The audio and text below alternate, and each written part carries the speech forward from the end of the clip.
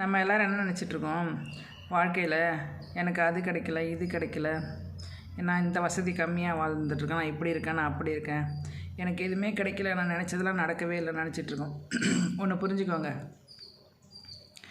ஒரு சில பொருள்கள் கிடைக்காமல் இருப்பது நல்லது, ஒரு சில நபர்களோட சேராமல் இருப்பது நல்லது, ஒரு சில வசதிகளை பெறாமல் இருப்பது நல்லது, ஒரு சில உணவுகளை உண்ணாமல் இருப்பதும் சிறந்தது. இதெல்லாம் எதுக்காக அப்படின்னா, இது எல்லாமே நம்ம நன்மைக்காக. இறைவன் எதை கொடுக்கணும் எதை கொடுக்க வேணான்னு அவனுக்கு தெரியும். அதனால் கிடைச்சதை வச்சு சந்தோஷமாக வாழுங்க. நான்லாம் வசதி இருக்குது, எது இருக்கோ அதை வச்சு பயன்படுத்திக்கிட்டு போகணுன்னு நினைக்கிற ஆள்.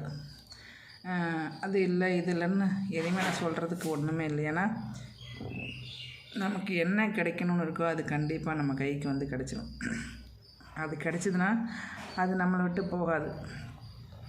அதனால் எல்லா பொருளும் நமக்கு கிடைக்கணும், எனக்கு தொண்டை வேறு சரியில்லை, எல்லா உறவுகளும் நம்ம கூட இருக்கணும், எல்லா உணவையும் நம்ம சாப்பிடணும், எல்லா இடத்துக்கும் நம்ம போகணும் அப்படின்னு நினைப்போம்ல நம்ம.